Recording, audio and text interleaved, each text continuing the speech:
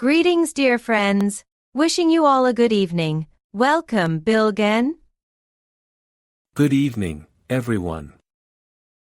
In the previous week, we delved into the topic of nations and states from the spiritual evolution of their citizens or members.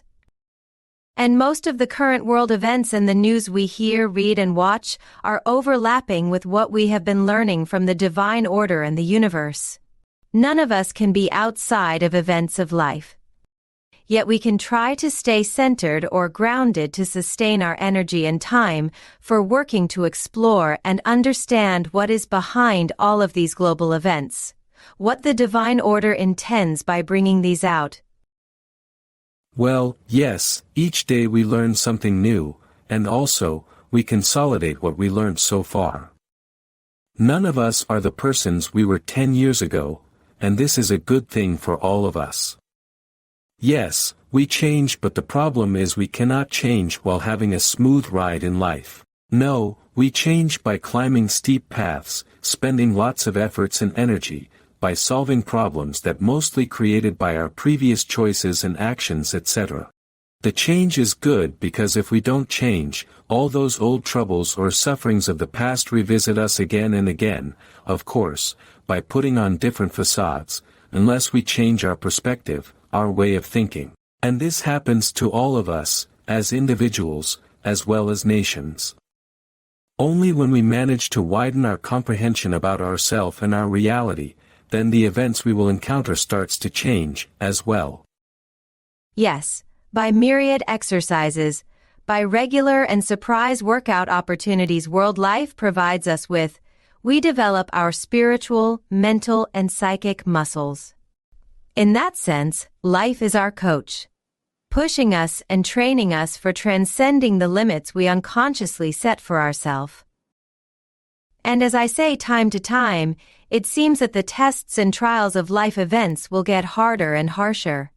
And closer to home, we need to be at worst semi-comprehending, and at best, more or less comprehending, compassionate and conscientious, while dealing with our family dynamics, as well as financial, social, and global dynamics. We will be more and more dynamic, because there will be more motions occurring within our magnetic fields. There will be many swinging, many oscillations within us as we try to choose from the opposite sides of the conscience mechanism. So, never a dull moment. And we will try our best to balance all those swinging around the center line, so we can elevate our reality, widen our scope without losing too much time and energy in wallowing in the midst of our personal and cultural dramas, rooted in the sensuality. Do you have things you like to share before I continue reading? Well, as human beings we have an egocentric way of thinking and perceiving the world. This is because of the social habits brought by the religions. I mean, this was necessary back then. However, we are at a point of our development where we need to shed off this way of thinking gradually. What is this way of thinking?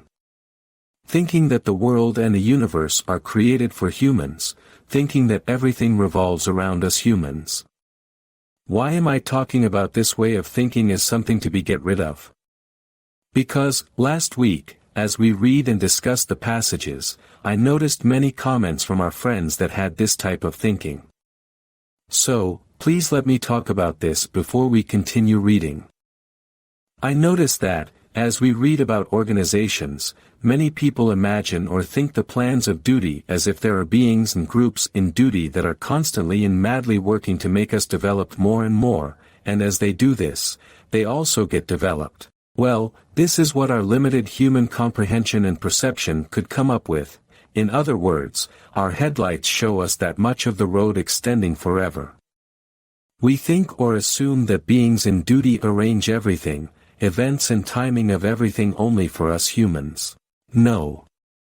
If you read this book carefully you can intuit that the organizations explained here are about the workings of the whole universe, of its all levels of development from the amorphous state of matter to the subtlest levels of matter, of all beings of the universe. And, in that incredibly complex and complicated workings of the plans and cadres of duty, the spatial and temporal place of us, we humans are minuscule, not even a dot. So, please keep this in mind while studying this book. Maybe people take this saying, as above so below, too literally. We use this saying time to time to describe that organizations we see in the world may be minuscule or micro-level examples of the universe-level organizations. This is like a miniature of something very big, or complex or complicated, a model, copy, or similar representation of that thing on a very small scale. So, we may think our organizations in the world, the human groups that come together for myriad reasons and get developed and progressed by their cooperation, collaboration and mutual intentions, as the same of the way much higher organizations of cadres of duty. Yet there is a huge difference between our organizations at below and the organizations at above. A huge difference related to the scope of comprehension. Because we humans, in this corporeal bodies that are made out of cruder matter combinations, are mostly in the tight grip of sensuality. And we can only become semi-comprehending, at best, more or less comprehending, but still, because of the divine drive and motivation, we work hard to reach for higher levels of matter combinations, that is, subtler levels of existence, in other words, towards the sense and intuition of duty. In this sense, our worldly organizations are only reflections of the organizations of the plan of duty, because a reflection of a thing at a mirror is not the thing itself. And when we are developed enough for passing into the plan of duty, our worldly personalities, our sense and perception of self, will completely vanish. There, the advance of development is toward an immense unity of comprehensions. Right now, we assume and think that as if we will continue as individuals, and this the biggest illusion we have. Even when I say, my own being, my current personality as Tülin, is only a small part of that being. And yes, all of our efforts are for freeing ourselves from this illusion. Yes, exactly as you said. Indeed, we are, as stated in this book, closely and deeply engaged with subjective matter. That is, everything we perceive finds its value for us only when relative to another thing, and we notice, feel and see things only as much as our senses and perceptions allow us, and they find meaning in us in ratio with the scope of our perception and comprehension. For example, meaning of a train wagon is different for me in comparison its meaning for an animal. Similarly, the same matter or object or event may mean different for two persons. We always have these subjective states. However, when the beings eventually pass to the plan of duty, we will begin to engage with the true state of matter, that is, the objective or non-relative state of matter. And you can ask that why we don't smoothly transit to that plan, why we directly start from there in progress. Why we humans have biological bodies, emotions, feelings, sensations, and because of these, why we have to experience troubling, suffering events. Well, this is such an important point and issue that it has utmost importance for our development if we try to gain some insights, some intuitions about it. Because of its scope, we cannot talk about all aspects of this issue at once, at one sitting, in a single video. That's why we try to touch this issue from time to time, and not only for our dear friends but also for ourselves, as well. We try to explain the layers and details of this topic more and more. The topic of why we need emotions and feelings. Yes, events in life make us feel and emote, and be it automatic or with some awareness, emotions we experience, engage and learn to deal with are actually one type of the most developed states of matter, hence, one type of the most subtle states of subjective matter. Therefore, these states are the closest to the true state of matter, that is, the objective matter. As we work on our emotional and somatic states, we become more aware of how these work, what triggers these and by which mechanisms, for example the chemical and microbiological states and processes in our body that correspond to these emotional states. And what does this learning and awareness lead us to? We begin to learn experiencing events in life without getting lost in those emotional states. Instead, we begin to feel, emote and act with more awareness. In other words, we begin to master these very fine or subtle states of subjective matter, and as I just mentioned, these states are very close to the states of objective matter. And please don't think that this mastery requires knowing and perceiving only the biological processes corresponding our emotional states. No, because our body is made up of not only chemicals but also a magnetic field and various energy fields. And as we progress in mastering our body, we gradually learn utilizing and controlling these energetic fields, and as a sum of these, our magnetic field. This is how we gradually learn and master the developed, subtler matter. Yes, by becoming more and more aware of our emotions which are evoked in myriad ways when we are experiencing life in the midst of events. And what is the most fertile ground for emotions to be evoked? Relations among humans. As stated in the Surah Al-Furqan of the Quran, we have made some of you a trial for others. The main purpose of all this corporeal existence, of our existence as beings in flesh and bone, as biological and physical bodies that sense, feel, emote and think is all about the effort and practice of learning to control or master those magnetic fields, those higher energies, those higher or subtler states of matter. And all the work we have done with other people so far, inside and outside, on the phone and on the road, on the traffic, on the commute etc., and without labeling those as right and wrong, all those things we do is all about this mastery. The first point is to become aware that we do this work or task, and the second point is to concentrate on this work. Your words reminded me of the processes the babies have to experience for developing their motor skills. At first, a baby sees his or her hand but does not know this is his or her hand. First, the baby learns the existence of the body, then learns to manage it by holding things, moving, crawling, keeping balance, etc. Even at such a short period of existence in body, a human being has to learn so many things. Similarly, we need to learn about the subtler states of matter, because the next step for us will be the transition to the plan of love, which is a semi-subtle realm, where we will engage with even subtler states of matter, by manipulating, forming and deforming these states by the power of imagination. And even this plan will prepare us beings for the ability of mastering even subtler states of matter. And this preparation periods are not only for getting prepared and adapted to the subtler states after we are born as humans. The beings get prepared and adapted to the cruder states of matter before they are born as humans as well. There are semi-subtle interval realms between the transitions from plant to animal, from animal to human form. In short, the scales of matter are so wide and vast that talking about mastering these ever subtler states of matter in one sitting is impossible. Let's say briefly that we are learning to form matter and to be formed by this learning. When this book is disclosed, and when we read that everything, even our emotions and thoughts are of matter, and this knowledge shattered our previous conclusions we have been clinging to until that moment.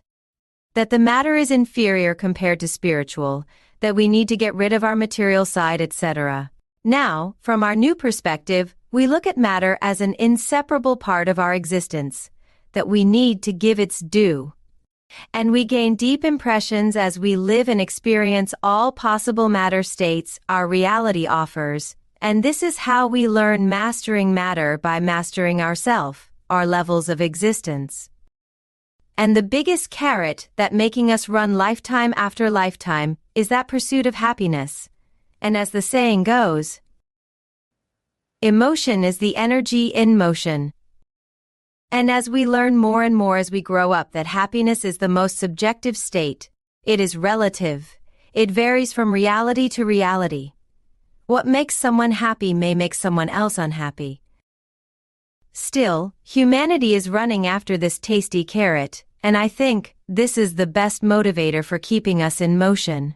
Yes, as you said, emotions have a huge function in our development as human beings. Well, in such a challenging and compelling environment like our world, a carrot is necessary to move us, otherwise, there are so many excuses to become inert, immobile, unmoving. Otherwise, all of us could be completely passive. Yet we are born with such strong instincts that by running after this carrot, we do everything we should and should not do so we can learn. Yes, let's start reading.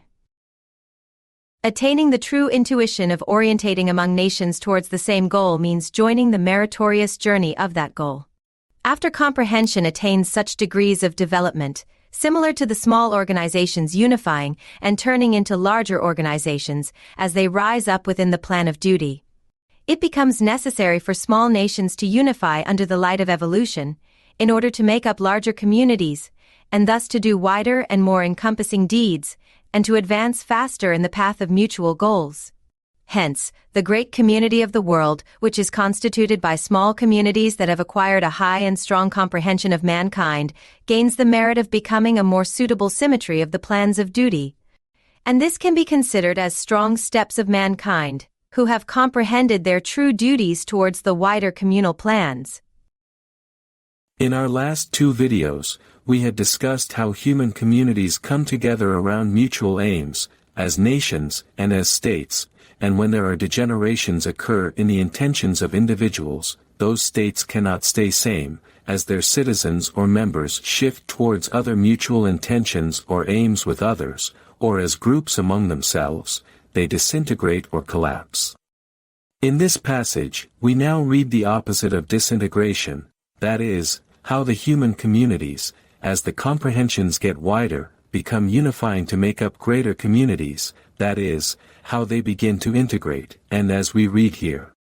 This can be considered as strong steps of mankind who have comprehended their true duties towards the wider communal plans.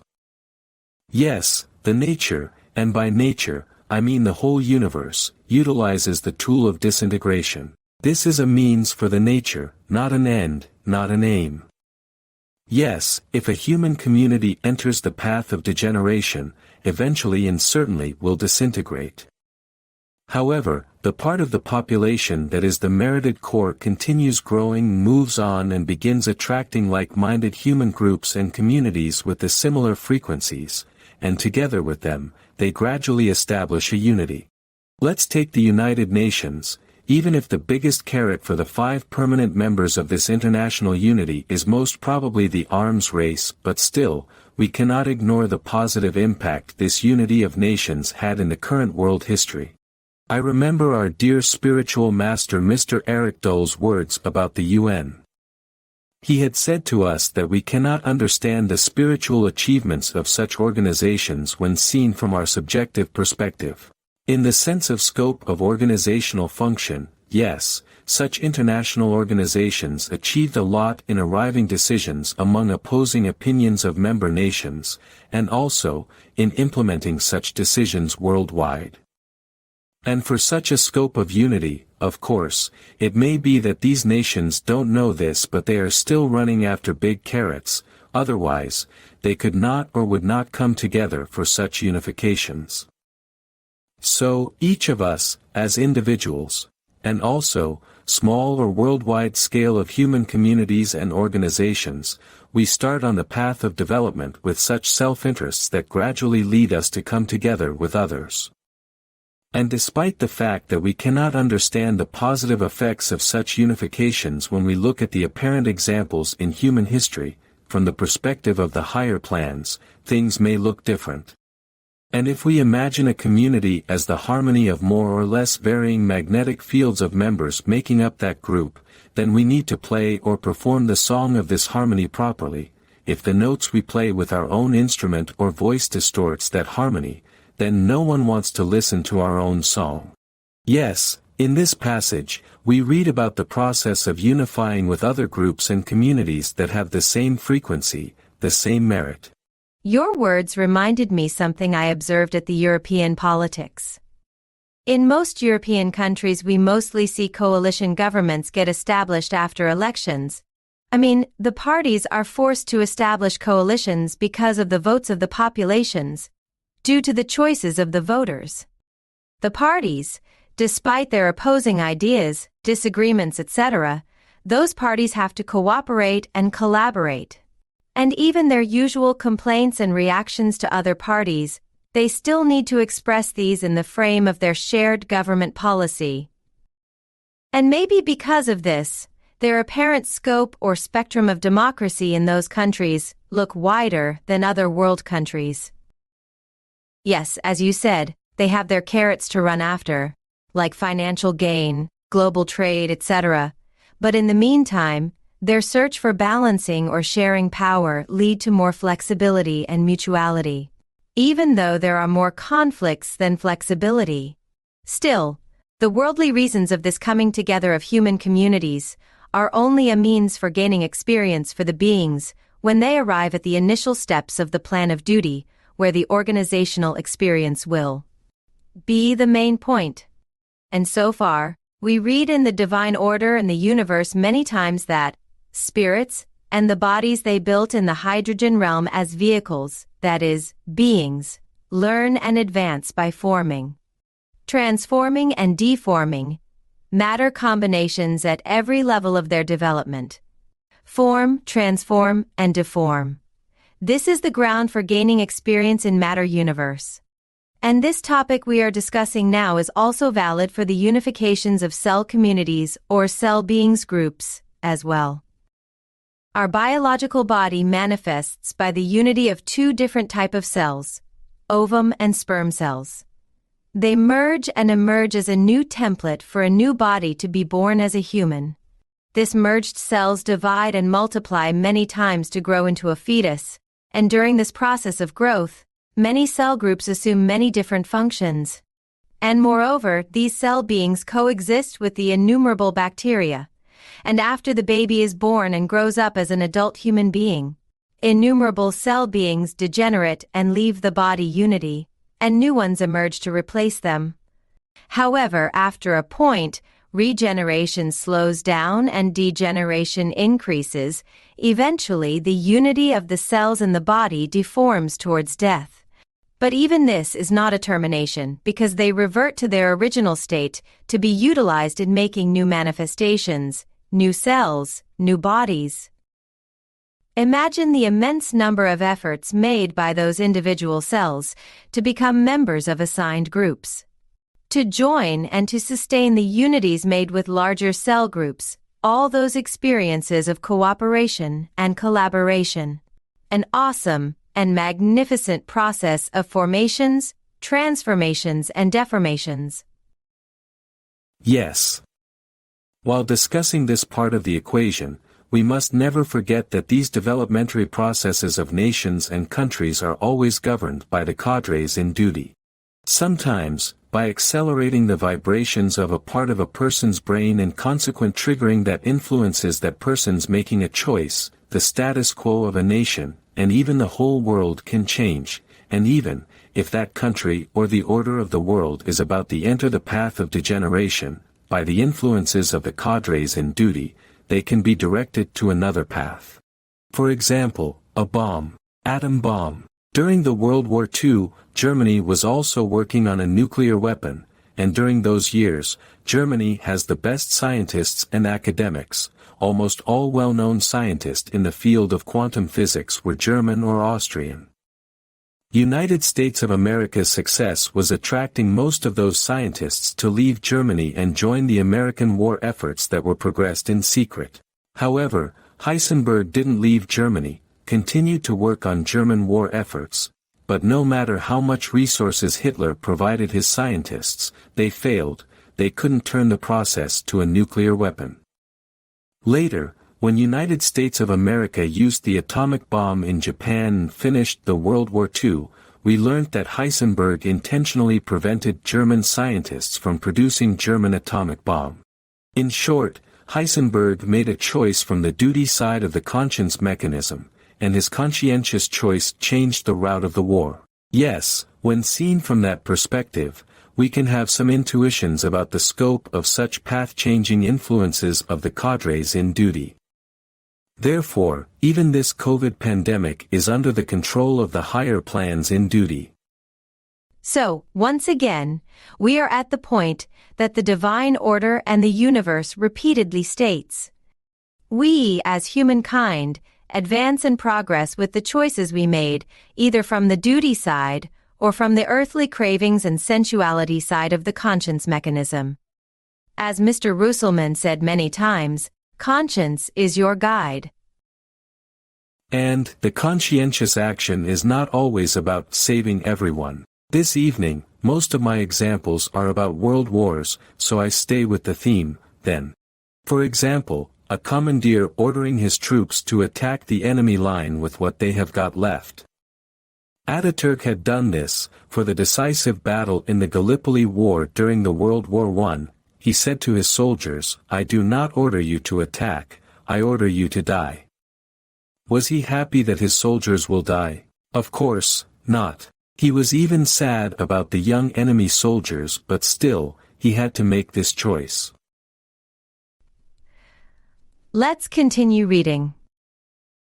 The activities of nations on the path of development accompany the activities of many disembodied beings in duty, whether these be automatic, semi-comprehending, or comprehending. Each of these organs of service are the organs of a superior organization engaged with duty over the activities of individuals, groups of whom constitute the community we call nation or state in the world. Therefore, the discipline of functioning and the unswerving order and conducting of the duty within a nation comes from a superworld system to which that nation or state is connected. And this, of course, is graded to the degree of merit acquired by that nation with all of its individuals. As nations seek to rise without losing their true goals of establishments and make efforts on the path of this wish, these grades go higher and in ratio, their evolutionary automatism is elevated as well. In short, systems to which nations are connected are small components, part of the more encompassing interconnected great organizations of duty in universe. And these components take various forms according to the developmental necessities of any nation or state in the world. Here, the purpose is, as it is with every vehicle in the world, to prepare mankind en masse for the intuitions of the plan of duty, as automatically, semi-comprehendingly, and comprehendingly.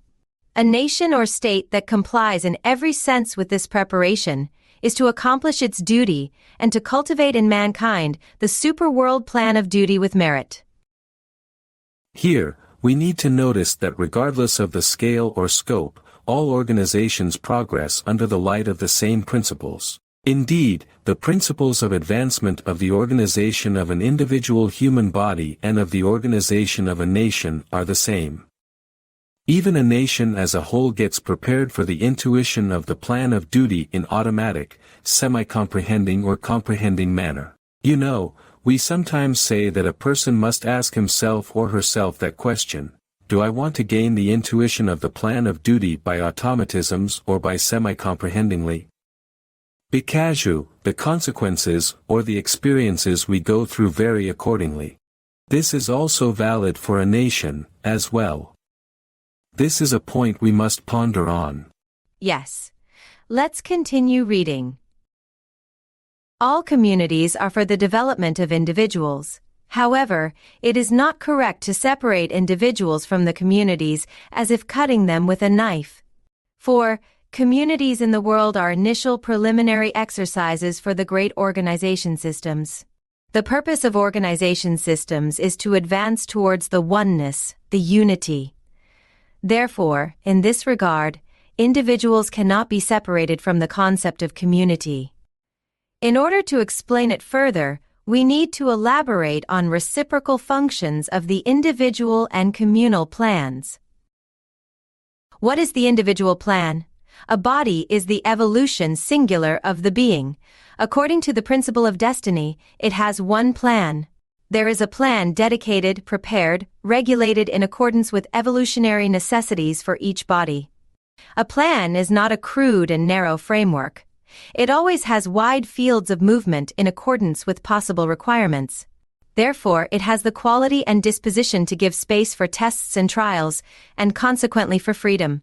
The principle of this plan depends on the evolution of the spirit to which the body is subject, on its degree of evolution, on the cadres, conditions, possibilities on the path of evolution, in short on all necessities of the evolution. What is the communal plan? The universe is not a field of materials where individuals evolve unattended. It is the whole of the devices, regulations, necessities, in an extremely profound and sublime mechanism operating on sublime principles of which we can and will barely intuit their comprehension, that is, the unitary itself. The universe is an expression of the divine order. Therefore, although every individual, every singular body has an individual plan, it is always related to and regulated by the states of the other singulars, that is, other bodies in relation to its own plan. Evolution always advances within the communal plan. Otherwise, order and harmony are out of the question.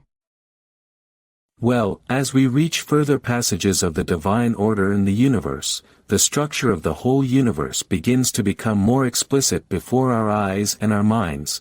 The workings of its mechanisms begin to strike our attention, our comprehension, and I think, one of the most important points we need to grasp at this passage is all the efforts the beings spent since they emerged as vehicles of their spirits in the universe were not to become first plants, then animals and finally humans. No, all the efforts we spent so far and will keep on spending is for becoming the unitary itself, the universe itself.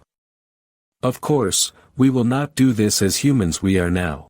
I mean, when the stage of human is completed, we will pass into another developmentary stage where we will begin a developmentary phase that is increasingly subtler as we progress further and further. That is, we begin to get developed as matter, in the field of duty, not as singular entities or individuals anymore, but as a gathering that ever unifying, and with our ever-widening comprehension we begin to get expanded into the universe, and as our essence beings, as perceptual points in the universe, evolve. The process of becoming the universe itself gradually begins, starting at the initial steps of the plan of duty, the fields of duty. And as we progress in this process, we get closer and closer to the unitary where there is no separations or dichotomy anymore. Just unitary, the unity of the all comprehensions. And until that point arrives, as beings we will completely understand all variations, all combinations of matter itself. Of course, now we talk about evolution of our spirit. We talk about this, but how this evolution is seen from the perspective of the spirit, we have no idea. And understanding the universe is not like understanding a lesson, it is like becoming the lesson itself, the class itself, the teacher him or herself, the school itself. It is like taking on the shape and form of the school, and finally, becoming the smallest particle of the stones, bricks, mortar, roof tiles of the school. Only then, it becomes possible to understand, to comprehend this school. Well, this may sound a very crude example for you, but maybe it can help us to visualize a state which is rather very perceptual. We can say that the beings can experience the unitary perceptually, as a state of becoming all particles of the universe. But what is this experience from the perspective of spirits? We cannot even talk about this. Still, even for the processes we can talk about, we need to think outside the box of matter, I mean, by elevating or ascending our way of thinking outside of the hydrogen atom variations. And, dear friends, of course we can have the right to ask questions like, what happens after the unitary? But I think we have no right to insist asking such questions after reading this book. Such questions assume a state that has linear time, human-centered thinking. No, please try to think beyond these. That is, the plan of duty does not have temporal and spatial and material properties just like the time, space, and matter we are familiar to. And unless we understand this fact and begin thinking beyond what we are familiar to, we cannot change the quality of our questions. Yes, the teaching method of higher plans is very gradual. In a sense, they first show us a small pond and say, go into the pond and learn swimming, then you may swim in an ocean. Our familiar way of thinking is to consider in rigid hierarchies, but when we read the passages about the way of workings of the cadres in duty, we may say theirs is a liquid hierarchy. The communication among the beings in duty is instant, the decision-making and execution of the decisions or destined result of the cause and effect chains is instant, and again, when I say instant, this is still a human word expressing a human concept of time. Everything happens at the same time there. When you mentioned liquid or flexible hierarchy, I thought about the inseparable connection between the part or the individual and the whole or the communal. An example I frequently use is a bolt in the fuselage of an airplane. Yes, the plane is a whole, but its proper function, that is, taking off and landing without a problem, depends on the proper working of a bolt. If we consider that bolt as an individual with a function, that person's involvement and engagement in the communal plan by taking roles, functioning, communicating, coordinating with other individuals, helps the advancement and progress of the greater community towards its aim. And, as we read in this passage, all communities are for the development of individuals, and also, evolution always advances within the communal plan. Therefore, we cannot separate one from the other. The individual's development and the community's evolution progress in tandem, until to the utmost boundary of our matter universe, where the comprehensions of all beings merge into a unity. The emphasis of this book is in its title, Divine Order, so the great purpose is to become or achieve the divine harmony, the divine unity. And again, we already read in this book that whatever appear as disharmony is due to the dualistic perspective of the world reality, and the divine order is always working without a glitch, as the systems and organizations of the higher plans and beings in duty. Well, there is a question for you from a friend, let me read. You said we will influence matter with imagination. Could you elaborate on this? First of all, thank you for this question. This topic of imagination is important, and talking about this topic is always beneficial for all of us. Imagination is one of the most developed abilities of a human. Still, this ability's process of maturation is very gradual. Here, in our human body, in this world, we utilize this power or ability of imagination only in proportion of the constraints of the superficial time of the hydrogen cosmos. And in the plan of love, this ability becomes more matured as we learn manipulating and mastering the semi-subtle matter of that plan. Yet, only at the plan of duty, this ability becomes really matured or developed, it becomes automatic, so to speak. Therefore, our current power of imagination, and also, our current level of comprehension, as instruments of development, may be immensely developed when compared to the stage of plant of our being. However, when compared to those higher plans, our current instruments are not much but still useful in providing us with the intuition of those ever subtler levels and plans. You know that trendy term, the law of attraction, and again, when we become the thing we want to attract by becoming that thing, we become the attractions itself. This is, just like the imagination, is an ability and a field of study and application, a field of study that we need to be working hard. If we don't work on it here, then we will have to work on it when we pass to the semi-subtle realm. And as you said, matter responds to all those aspects and gets shaped or formed accordingly, and all those events we live in and through are also results of that ability of imagination, reflected in matter. That is why we sometimes say, everyone creates his or her own life. We can see the function or role of imagination in many phases of a human being's life. We had discussed in our previous videos that we don't see dreams but imagine dreams. Yes, all those images are connected to the mental and emotional imagery and functions of our brain, but also called tangible objects. All appearances we can sense in this world, the all-manifested world, emerge by matters responding to the incoming influences from beings and from higher plans. And all those imaginative work we do for our health, for our and also others' well-being, our prayers, meditations, contemplations, concentrations becomes tangible and manifested as matter respond to our subtler states and intentions. Most of our intentions are based on our earthly cravings, our sensuality, our desires, but still the steps we take to get closer the things we desire are still applications of imagination. We bring out and even transmit a strong influence by our magnetic field, and this influences matter, matter responds to this influence, etc. This is how we gradually learn mastering this ability or power. You just mentioned desires and how they compel us to take steps to send out influences to matter. This is another carrot, for us. We may not notice it right away, but later, at hindsight, we can detect how we run after this or that carrot.